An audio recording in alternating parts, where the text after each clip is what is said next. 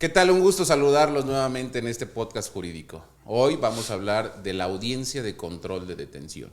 En episodios pasados hemos hablado con la juez Yaredi, con la juez Esmeralda, hemos hablado de los actos de investigación. Estos actos de investigación que pueden darse desde la investigación inicial. Pero hoy nos vamos a meter ya directamente al proceso penal. La audiencia inicial con detenido. Control de detención. Y para ello tenemos un invitado de honor, un juez que estuvo mucho tiempo en el Tribunal Superior de Justicia, pero es magistrado en retiro, Eddie Sandoval Lome. Magistrado en retiro, muchas gracias por estar con nosotros. Al contrario, el gusto es mío y a tus órdenes aquí, Ricardo. Años que estuvo usted de juez, desde el 2012, si no mal no recuerdo, enero del 2012. Enero de 2012. Y pasó por juez de control, juicio oral y ejecución, porque ustedes hacían esa trilogía, ¿no? Eran todos. Sí, de hecho sí. Cuando se viene el tema ya de la especialización, le toca a usted estar como juez de control. Sí, fue con el magistrado presidente Rubén Jasso, que también está en retiro, y prácticamente de abril de 2021 nos divide a juez de control, juicio oral y ejecución. Considero que fue un acierto, pero también fue parte de el aprendizaje de muchos de los compañeros que estábamos ahí en juicios orales. Pero hablemos de cuando fue juez. Sí, ¿verdad? Le tocaron asuntos duros. Sí, la mayor de los asuntos relevantes a nivel estado los conocí yo. Parte de la seguridad también obviamente implica después de o en el proceso de.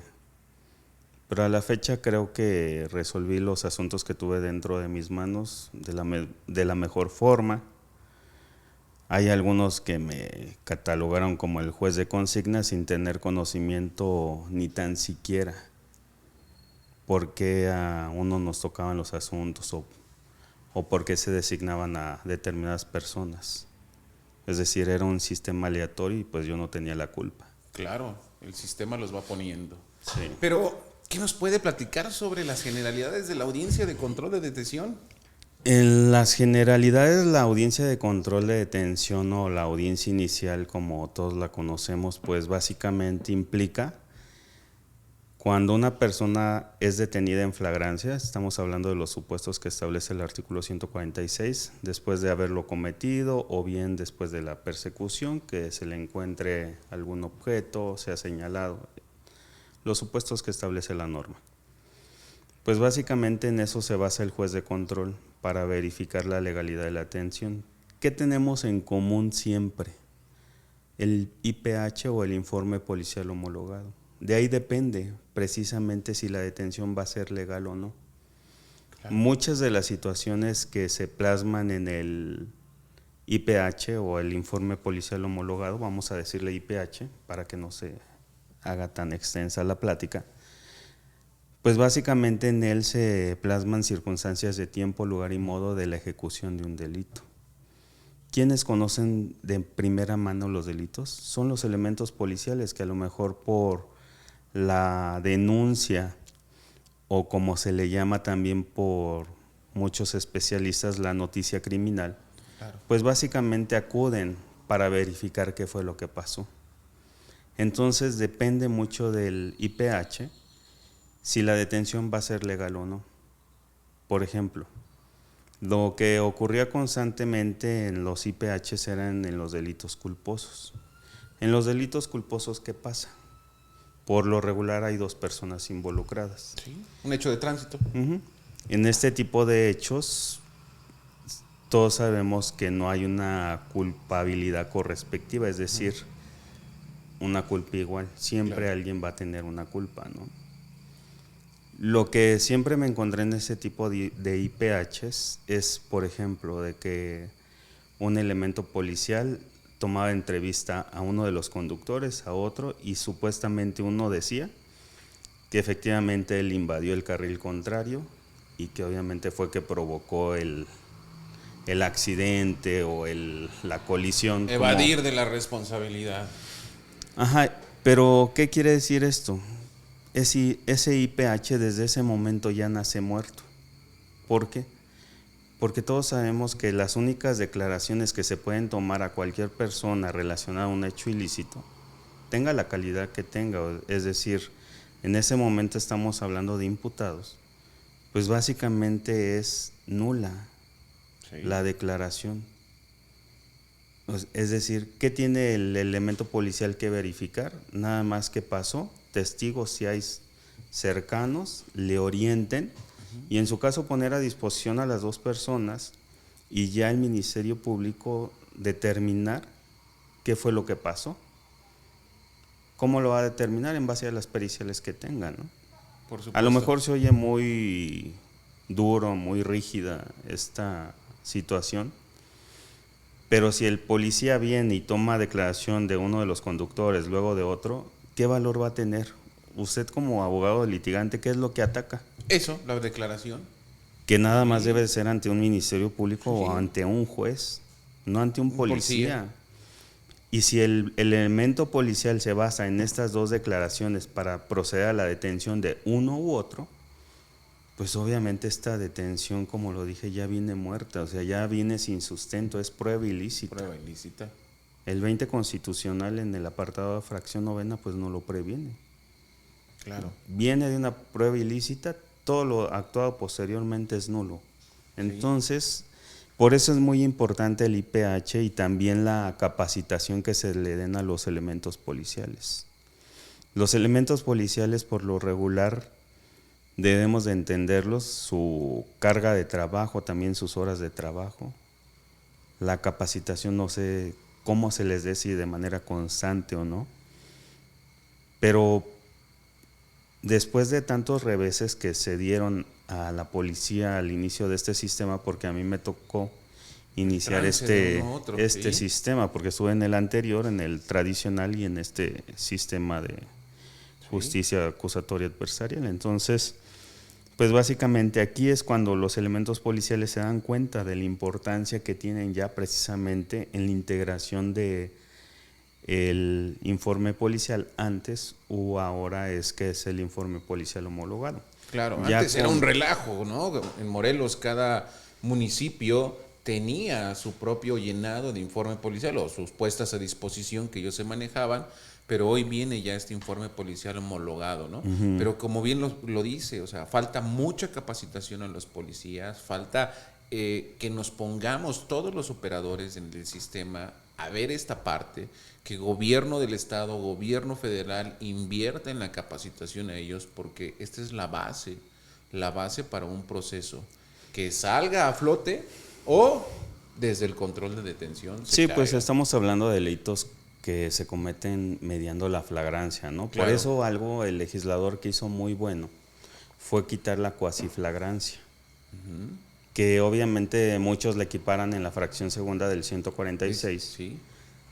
Pero no es tal como antes, que estaba prevista que se podía seguir investigando y hasta después Que Perú lo maneja todavía. Ellos hasta 72 horas pueden continuar la investigación. México no se puede. Pero ¿qué errores se cometen en el llenado del informe policial homologado?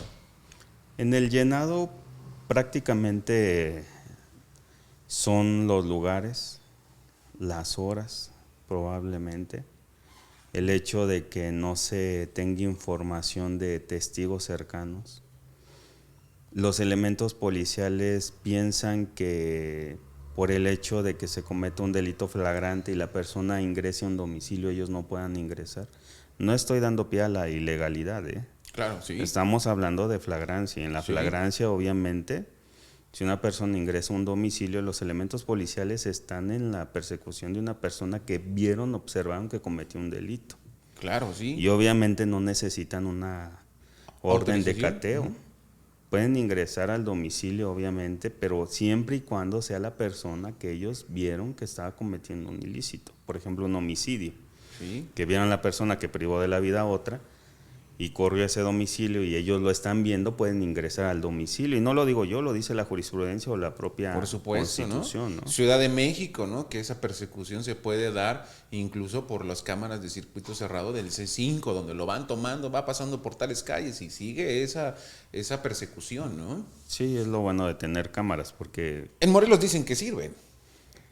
pues hay Pero asuntos cuando se donde necesita, sirve, hay asuntos se donde sirve. sirve y hay asuntos donde obviamente te contestan que no, en ese momento las cámaras estaban descompuestas. Casualmente, ¿no? O se había ido la luz, pero bueno, son cuestiones que manejan. Sí.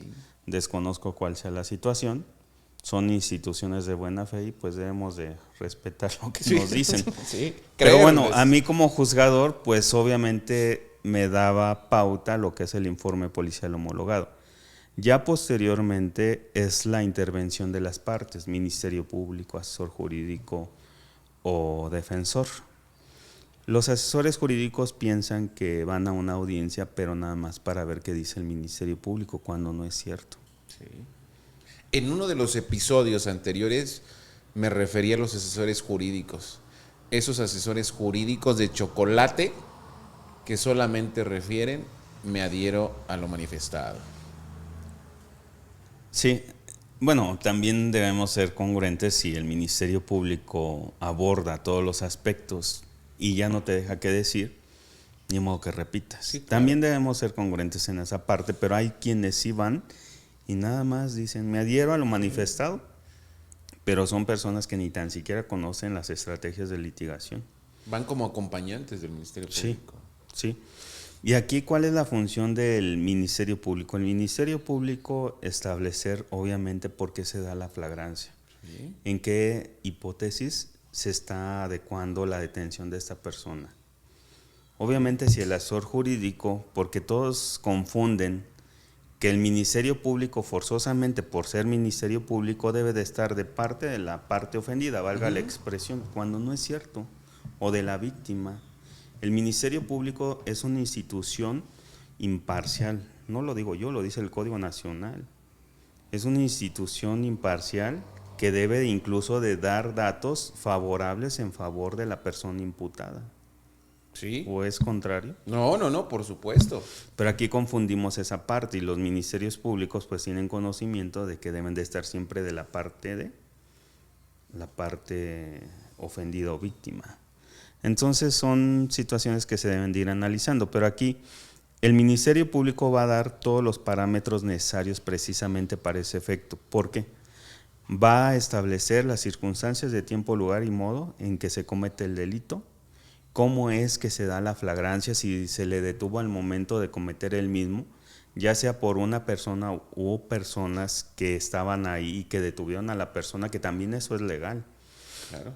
O si los elementos policiales, al ver a una persona por la denuncia que se hizo, dieron la persecución sin interrupción y detuvieron a la persona y le encuentran, por ejemplo, algún objeto relacionado. Lo más que se daba eran robos a Oxxo. ¿Qué se le encontraban a los detenidos? Pues las pertenencias del Oxxo, ¿no? Que son productos.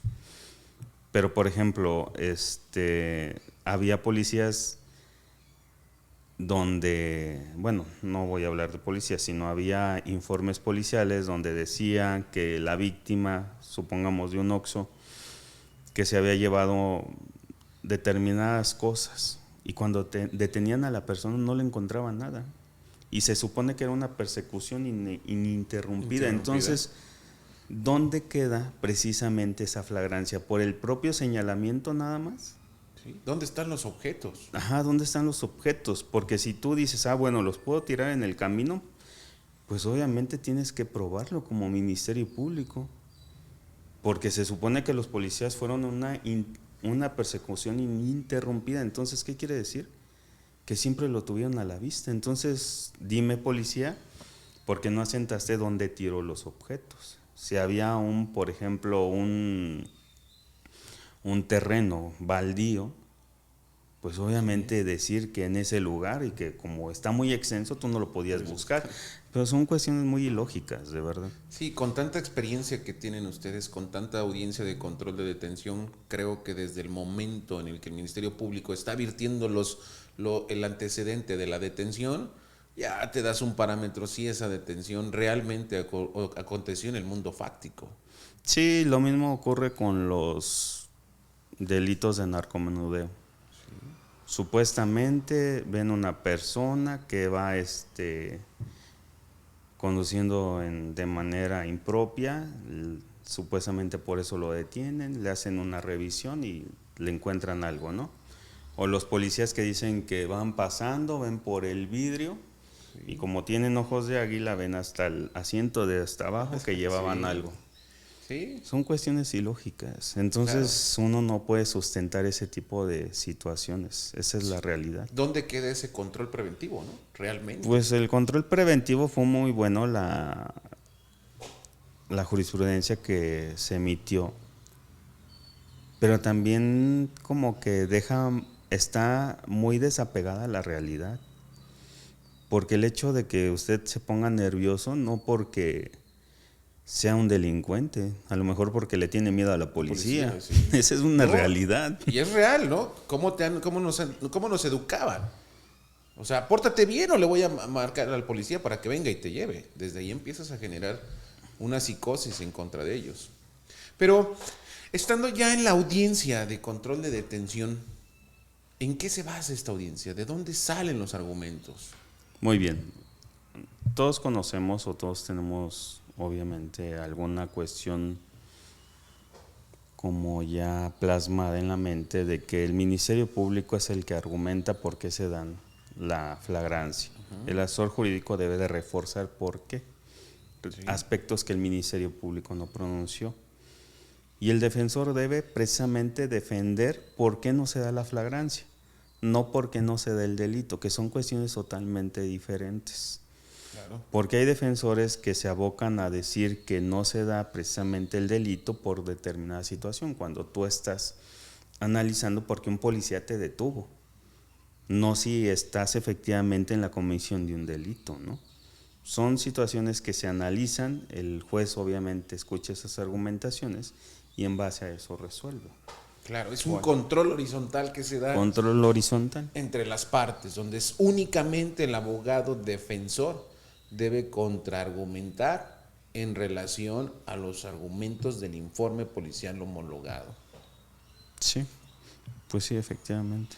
¿Y qué sucede, magistrado, qué sucede con el tema de poder ofrecer datos o medios de prueba en la audiencia de control de detención? ¿Se podría como defensa ofrecerlos para desvirtuar totalmente el argumento del Ministerio Público? Decirles, no, oye, espérame, esta detención no se llevó a cabo como tú lo dices. Desafortunadamente, casi la mayoría de los defensores lo desconocen, o muchos, aun cuando lo conocen, no lo ponen en práctica. Conocí ciertos defensores, que no voy a decir sus nombres, que obviamente en audiencias sí presentaron pruebas.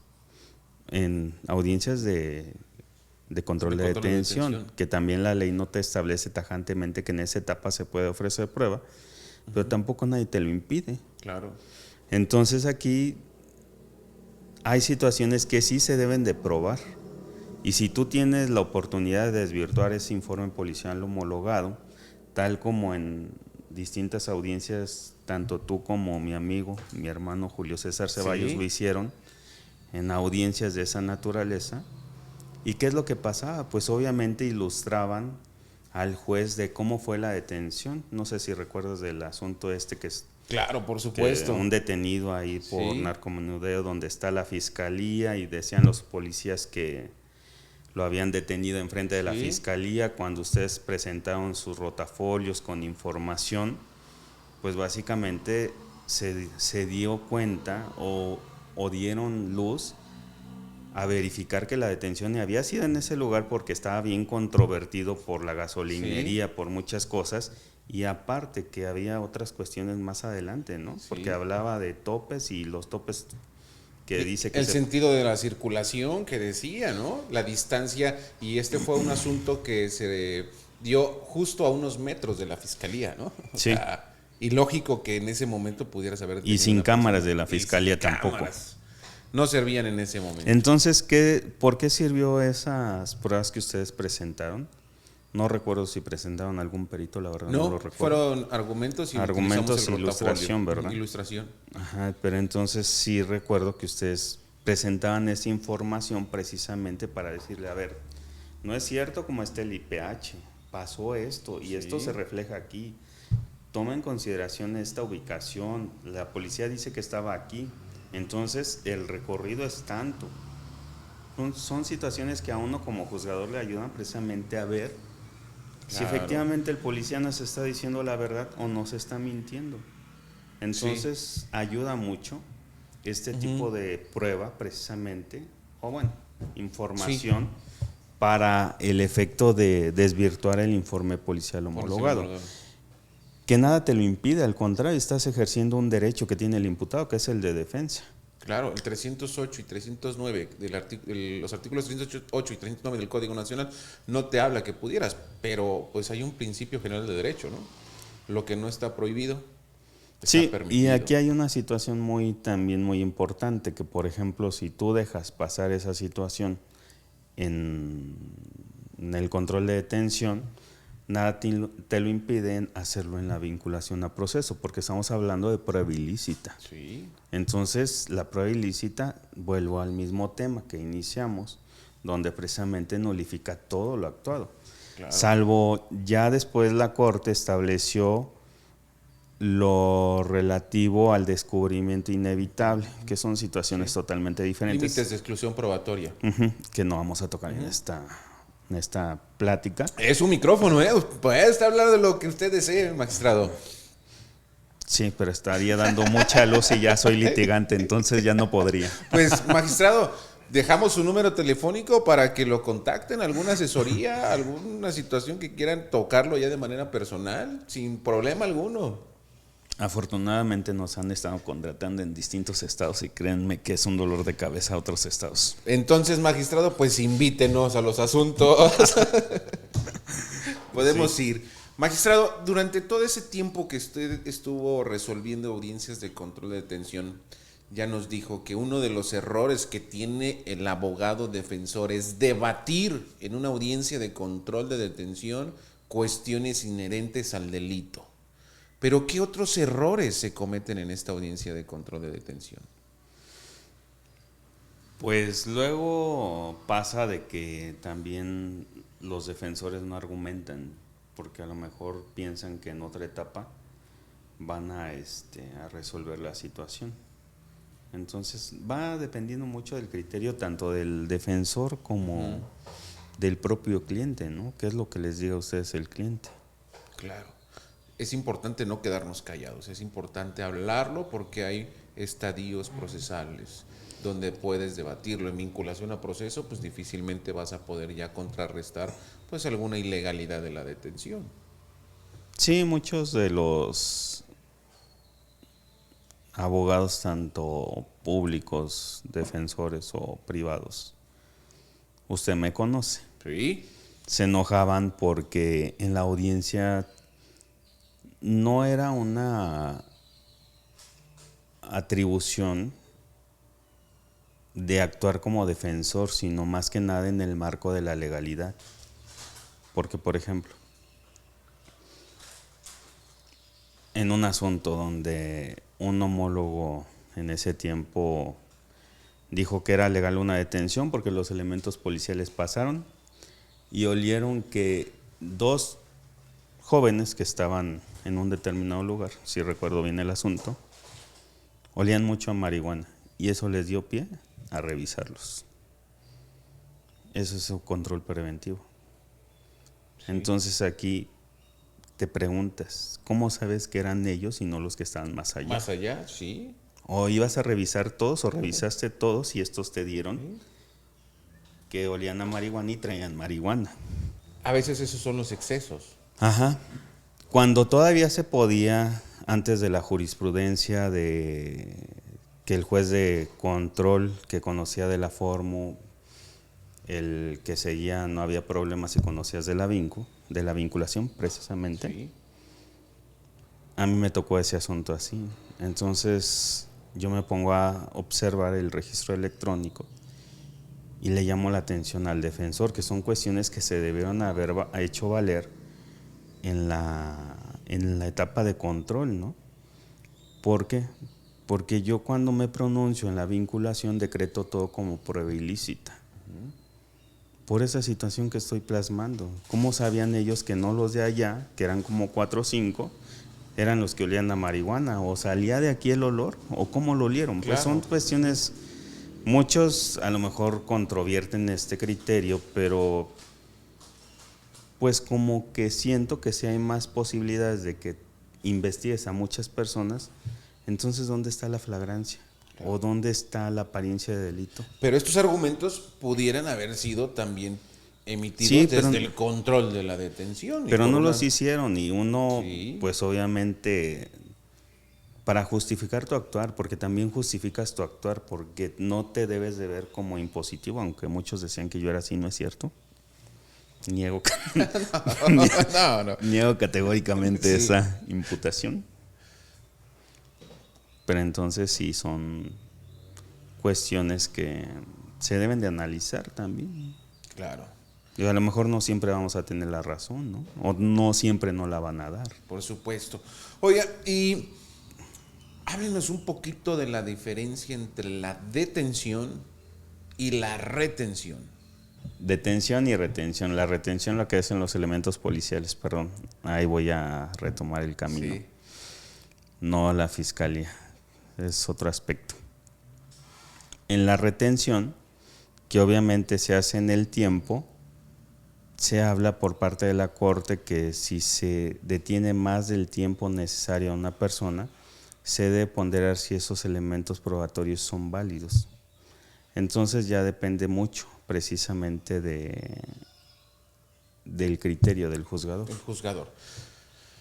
La Constitución habla que dice que una vez que la persona es detenida, deberá ser puesta de manera inmediata a disposición de la autoridad competente. ¿Qué pasa en los asuntos en los que la puesta a disposición ante el Ministerio Público se excede? 5, 6 horas, 7 horas. ¿Qué pasa ahí? ¿Nos da la nulidad de la detención? ¿Nos da la nulidad de la retención?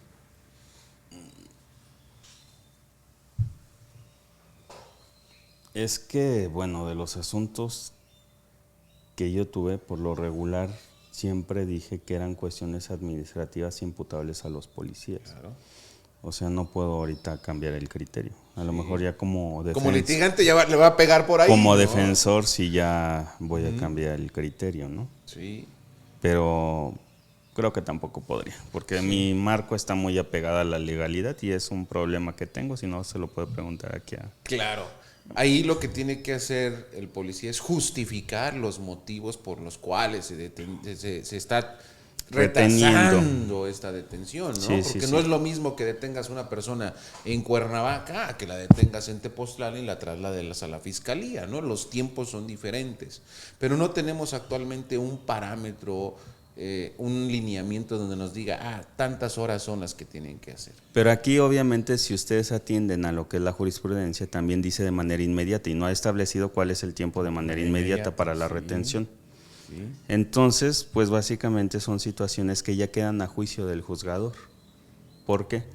Porque si el policía refiere que estaban esperando una ambulancia, que estaban esperando a lo mejor alguna cuestión particular que a lo mejor ponía en riesgo al imputado, creo que sí es válido. Sí, claro. Y le digo, yo todas las detenciones que se excedían por 4 o 5 horas, siempre dije que eran responsabilidad administrativa precisamente de la policía, no del Ministerio Público. Sí, porque las 48 horas que tiene el Ministerio Público para resolver la situación jurídica empiezan a correr desde el momento que es que te ponen a disposición, ¿no? Del todo ese tiempo desde la detención a lo que le ponen, una responsabilidad de ellos, ¿no? Y volvemos otra vez al mismo tema. La capacitación a los policías para que por estos excesos en la detención o en el traslado no nos pueda generar una ilegalidad o ilicitud. Sí, de hecho son cuestiones que Por eso se inició el tema o el argumento con la cuestión de la policía, Sí. porque de ahí parte mucho la columna vertebral de este sistema. Al igual que es la formulación de imputación, Sí. la columna vertebral, en todos los asuntos, porque obviamente todos sabemos pues de que el 19 constitucional es bien claro, Sí. tanto en el primero como en el quinto párrafo, Sí. por cuanto al proceso penal.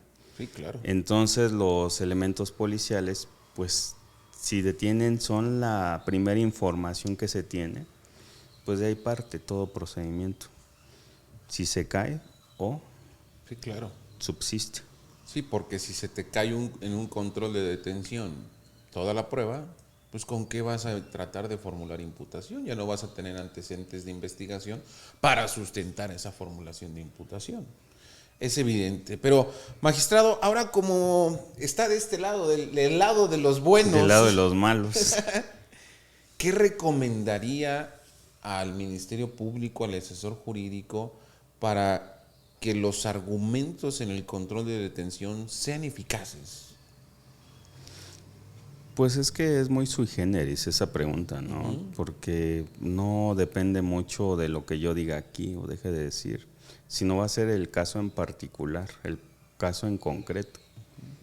Porque así como puede haber un homicidio y obviamente se diga que, por ejemplo, al imputado no se le encontró algún objeto, no tiene una mancha de sangre, puede ser que sí, la policía ni tan siquiera lo asiente en el IPH. O bien hay situaciones que también imperaron en relación a la Cámara de Gesell, donde precisamente en el Estado de México tienen emiten una jurisprudencia en el sentido de que si esta prueba, porque prácticamente es una prueba, no se realiza por un ministerio público distinto al que conoce de la investigación, pues es nula. Okay. Entonces este tipo de asuntos pues se deben de analizar desde esas circunstancias propias. Entonces siento que es muy complicado. Muy complicado. ¿O usted sí podría dar un argumento? No, pero sí considero que hay cosas importantes que el Ministerio Público debe de tener. Primero es que al ir a la audiencia debe traer un bosquejo o unas anotaciones para que no esté buscando en la carpeta de investigación, ¿no? Y aquí viene pues desde el lugar de la detención, los horarios que fueron desde el momento de la detención, el momento en el que llegan. Son cosas que ellos deben de traer ya muy bien planteadas porque me ha tocado en la práctica que confunden, ¿no? A veces los horarios, las calles. Sí, y por eso es lo que estamos hablando de la importancia del asesor jurídico. Sí. Porque si el asesor jurídico está atento de lo que está diciendo el Ministerio Público, él es el que va a decir en determinado momento, ¿sabes qué? Voy a precisar estos datos porque el Ministerio Público erró en esto, en esto, en esto. Por eso comento que es muy complicado y tú has estado en la práctica, tú sabes que los ministerios públicos no llegan así. Son muy contados los que llegan con sus pautas para precisamente sustentar la detención. Claro. Y claro, lo entendemos por la carga de trabajo que tienen ellos, también eso es una realidad. O sea, no los justifico, pero tampoco Sí. considero que lo hagan mal. Y por el lado de la defensa. De la defensa. Ahora ya estando como defensor, le llega a usted un asunto con detenido y va a bajar a una audiencia de control de detención. ¿Qué Pues, es lo que usted hace desde que tiene usted la carpeta? bueno, pues yo me comienzo a fijar desde el tiempo de la detención, cómo se llevó a cabo la detención, si efectivamente se va a justificar en uno de los supuestos que establece el 146. Sí. Si hay objetos, como el ejemplo que les estaba comentando de los elementos policiales que perseguían ininterrumpidamente y no no lo detienen con nada, entonces son situaciones que se van a ir presentando de acuerdo al caso en concreto. Sí. Y analizar propiamente esa situación. Hay una de las situaciones donde se habla que el juez no debe de cambiar la fracción que dice el Ministerio Público, la primera o la segunda, Pero yo siempre estuve en contra de esa situación, porque al final de cuentas tú lo que estás calificando es si es legal o no la detención. Es legal la detención. En base al 16 constitucional. Claro, y esto podría modificarse, ¿no? El Ministerio Público te dice que la detención es de acuerdo a la fracción primera del 146, pero de lo que se desprende del informe policial homologada, pues no, es la fracción segunda, ¿no? Pero como defensa, a mí me ha tocado llegar a audiencias de control de detención, donde yo considero que el abogado defensor que va a atender una audiencia de control de detención, primero debe de checar los horarios de la detención, el horario de la retención, el horario en que es puesto a disposición del Ministerio Público y posteriormente el horario en que es puesto ya a disposición del juez de control, que no rebase los límites, ¿no? Creo que ese es algo de las principales bases que tendría que tomar un abogado defensor para verificar que no rebase esos parámetros. Posteriormente, ya como usted lo dice, entonces sí, vamos a ver si efectivamente esa detención o esa narrado por el policía captor, pues es creíble o no. ¿No? Sí, pero son situaciones que se van a ir dando de acuerdo al asunto en concreto. Pues magistrado, se nos ha ido el tiempo súper rápido. ¿Alguna recomendación que quiera darnos? ¿Algún tema sobre el control de detención que se me haya ido, que quisiera usted abordarlo? Pues prácticamente que se analice en el caso en concreto si se puede ofrecer o no prueba, porque también no es necesario que se ofrezca prueba cuando hay datos contundentes que tú vas vislumbrando si es ilegal la detención. ¿No? Entonces también el hecho de también argumentar por argumentar tampoco es sano. Si tú ves que está todo cuadrado, pues también no engañar al cliente, porque también es otra de las situaciones. Que tú comienzas a argumentar cuestiones que tú sabes que ni son ciertas. Y en lugar de quedar bien, quedas mal. Claro. Porque hasta el propio juez te comienza a llamar la atención. Sí. Porque son cosas fácticas, pues. Claro, y desde aquí empiezas a veces a demostrar el desconocimiento de la famosa técnica de litigación, ¿no? Pues sí, pues todo el mundo tiene sus hierros, ¿no? Sí. También es una realidad. Entonces, pues tratar de tenerlos menos, porque también puede ser que tengan mucho conocimiento, pero también tienes hierros. Es ser humano. Sí. También como defensor, pero también es lo que insisto, no dar pauta al efecto de que te llamen la atención cuando tú sabes que todos los datos están en tu contra. Pues ser objetivo, porque también la propia ley te maneja ser objetivo, leal.